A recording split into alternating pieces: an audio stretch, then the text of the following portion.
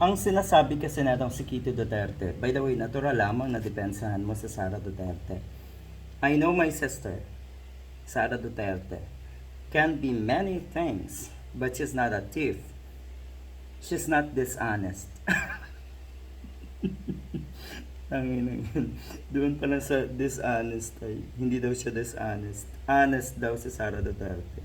Sabihin mo nga, honest si Sara Duterte. Sige nga, sa dami ng pagkakataon na nagsinungaling etong damuhang ito on national television, sa social media, ganun pa rin ang sasabihin mo, dishonest, better, shut up.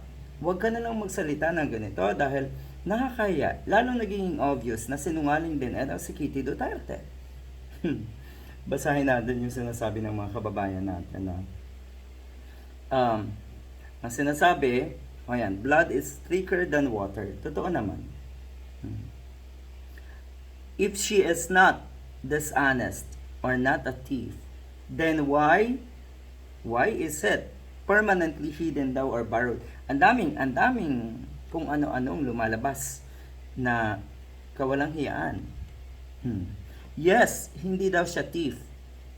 Dahil yung pagiging o yung statement na yan, yung term na yan, ay pwedeng sabihin natin na understatement.